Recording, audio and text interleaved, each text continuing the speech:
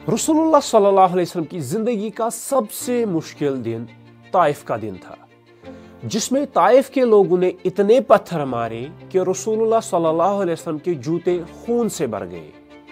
लेकिन जब ये सब कुछ होने का थोड़ा भी चांस था तो आप सल्लल्लाहु अलैहि वसल्लम को ताइफ जाने की क्या जरूरत थी। ये मुसलमानों की तारीख के सबसे बड़े दिन हिजरत की कहानी है। इस्लाम के पहले दिनों में मक्का में मुसलमानों पर बहुत सख्त जुल्म हो रहा था, लेकिन इस सब के बावजूद भी रसूलुल्लाह सल्लल्लाहु अलैहि वसल्लम सबको बार बार कहते थे बहुत जल्द पूरा अरब मुसलमानों की ताबिया होगा। रोमन और पर्शियन एम्पायर्स पर मुसलमानों की हुकूमत होगी, जिस पर मक्का वाले उनका बहुत मजाक उड़ाते थे और भी ज्यादा जुल्म करते थे। लेकिन ये सब रसूलुल्लाह सल्लल्लाहु अलैहि वसल्लम का कुछ भी नहीं बिगाड़ सकते, क्योंकि मक्का के दो बड़े स्ट्रॉन्ग लोग हमेशा रसूलुल्लाह सल्लल्लाहु अलैहि वसल्लम को सपोर्ट करते। पहला अबू तालिब, आप सल्लल्लाहु अलैहि वसल्लम के चचा। दूसरा खदीजा रज़ी अल्लाह तआला अन्हा, आप सल्लल्लाहु अलैहि वसल्लम की ज़ौजा।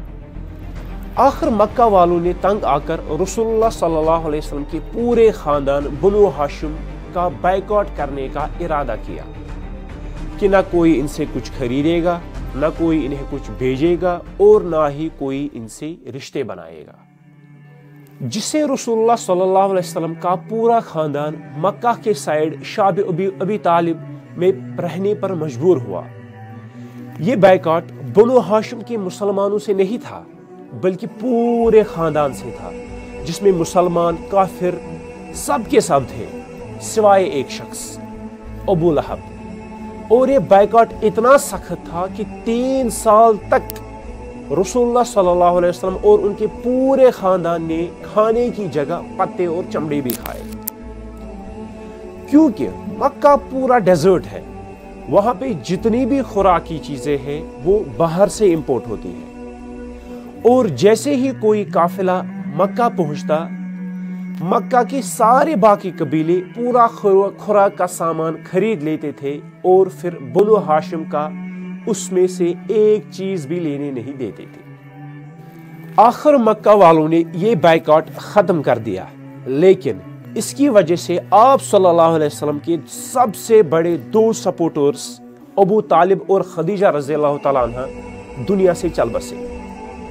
तो अब रसूलुल्लाह सल्लल्लाहु अलैहि वसल्लम को मक्का में प्रोटेक्ट करने वाला कोई भी नहीं रहा। और अबू तालिब की वफात के बाद बनु हाशिम का नया सरदार अबू लहब बना, जो रसूलुल्लाह सल्लल्लाहु अलैहि वसल्लम का चचा होने के बावजूद भी आप सल्लल्लाहु अलैहि वसल्लम का मक्का में सबसे बड़ा दुश्मन था। तो अबू लहब ने सरदार बनते ही जो पहला काम किया वो ये किया कि आप सल्लल्लाहु अलैहि वसल्लम की सिटीजनशिप खत्म कर दी। तो अब रसूलुल्लाह सल्लल्लाहु अलैहि वसल्लम मक्का में तो बिल्कुल सेफ नहीं रहे, लेकिन अल्लाह की तरफ से वही हुक्म था कि इस्लाम को हर तरफ फैलाना है। और कुरान में भी बार बार आप सल्लल्लाहु अलैहि वसल्लम को मूसा अलैहिस्सलाम और इब्राहिम अलैहिस्सलाम की स्टोरी से मोटिवेट किया जा रहा था। आखिर नबूवत के 10 साल बाद आप सल्लल्लाहु अलैहि वसल्लम ने डिसाइड किया कि वो अब मक्का से बाहर जाकर इस्लाम की दावत देंगे। और ज़ैद बिन हारिसा के साथ ऑलमोस्ट 100 किलोमीटर का रास्ता बिल्कुल पैदल तय किया। वहां आप सल्लल्लाहु अलैहि वसल्लम ताइफ के सारे बड़ों से मिले और उन सबको इस्लाम की दावत दी, लेकिन किसी ने भी आप सल्लल्लाहु अलैहि वसल्लम की बात नहीं मानी और सबने कहा आज के बाद ताइफ वापस नहीं आना। ताइफ में 10 दिन गुजारने के बाद भी जब कोई प्रोग्रेस नजर नहीं आया तो रसूलुल्लाह सल्लल्लाहु अलैहि वसल्लम मक्का की तरफ वापस रवाना हुए। तो रास्ते में ताइफ के लोगों ने उनका मजाक उड़ाना शुरू किया और आहिस्ता आहिस्ता वहां के बच्चे आप सल्लल्लाहु अलैहि वसल्लम को पत्थरों से मारने लगे। ज़ैद रज़ियल्लाहु ताला अन्हु ने आप सल्लल्लाहु अलैहि वसल्लम को बचाने की पूरी कोशिश की, लेकिन उन्होंने इतने पत्थर मारे کہ آپ صلی اللہ علیہ وسلم کے جوتے خون سے بھرائے۔ وہاں سے نکل کر آپ صلی اللہ علیہ وسلم آخر ایک باغ میں پہنچے جو مکہ کے ایک شخص کا تھا، اور یہ دیکھ کر طائف والوں نے آخر کار آپ صلی اللہ علیہ وسلم کا پیچھا چھوڑ دیا۔ یہ باغ مکہ میں آپ صلی اللہ علیہ وسلم کے سب سے بڑے دشمن عتبہ اور شیبہ کا تھا، لیکن انہیں بھی آپ صلی اللہ علیہ وسلم کا یہ حال دیکھ کر، یہ خون بھرا جسم دیکھ کر آپ پہ ترس آیا، اور انہوں نے اپنے ایک کرسچن غلام سے آپ کی طرف انگور بھجوائے۔ یہاں آپ صلی اللہ علیہ وسلم ایک درخت کے نیچے بیٹھے تھے اور اللہ سے دعا کی کہ آپ نے مجھے کیسے ظالم لوگوں کے حوالے کیا، لیکن جب تک آپ مجھ سے راضی ہیں مجھے کسی کی پرواہ نہیں۔ یہاں پر ایک سوچنے کی بات ہے، اللہ کو تو پاسٹ فیوچر سب کا پتہ ہوتا ہے، تو اللہ آپ صلی اللہ علیہ وسلم کو طائف جانے سے روک بھی سکتے تھے، لیکن آپ صلی اللہ علیہ وسلم کو اللہ تبارک و تعالیٰ نے نہیں روکا۔ کیوں؟ کیونکہ آنے والے ہزاروں سال تک پوری دنیا آپ صلی اللہ علیہ وسلم کی صبر اور ڈیڈیکیشن کو دیکھ سکے، اور آج تک رسول اللہ صلی اللہ علیہ وسلم کی زندگی میں طائف کے واقعے کی سب سے بڑی امپورٹنس ہے۔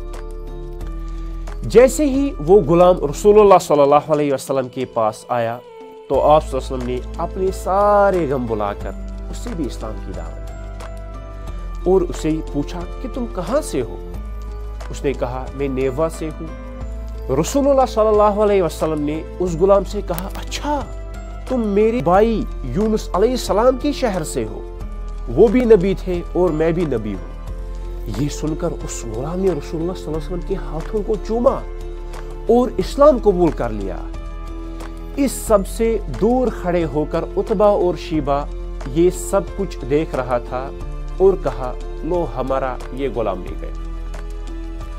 وہاں سے آپ صلی اللہ علیہ وسلم اب روانہ ہوئے تو وہاں جبرائیل علیہ السلام پہاڑوں کے فرشتوں کو لے کر حاضر ہوئے اور کہا کہ اگر آپ اجازت دیں، اگر آپ حکم دیں تو ہم ان سب پہاڑوں کے درمیان طائف والوں کو پیس کے رکھ دیں گے، لیکن آپ صلی اللہ علیہ وسلم نے کہا نہیں،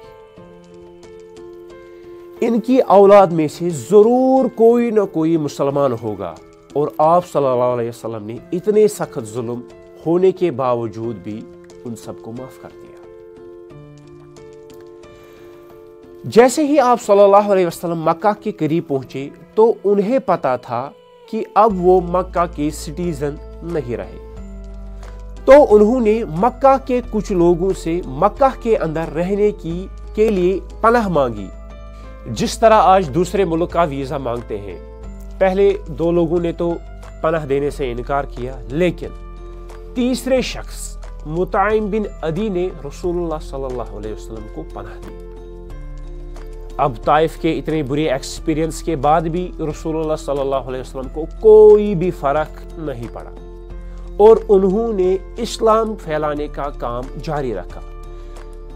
ہر سال پورے عرب سے ہزاروں لوگ عرب حج کرنے کے لیے آتے تھے، تو رسول اللہ صلی اللہ علیہ وسلم صرف رات کے اندھیرے میں ان کے کیمپس میں جا کے اور انہیں اسلام کی دعوت دیتے تھے، لیکن اس سب سے بھی بہت کم لوگ اسلام کی طرف آتے، کیونکہ جب بھی رسول اللہ صلی اللہ علیہ وسلم اسلام کی دعوت دیتے تو ابو لہب آپ صلی اللہ علیہ وسلم کے چاچا ان کے پیچھے پیچھے جاتے اور سب سے کہتے ان کی بات نہ مانے۔ طائف کے اگلے سال جب رسول اللہ صلی اللہ علیہ وسلم ان کیمپس میں گئے تو وہاں مدینہ کے 6 لوگوں سے ملاقات ہوئی۔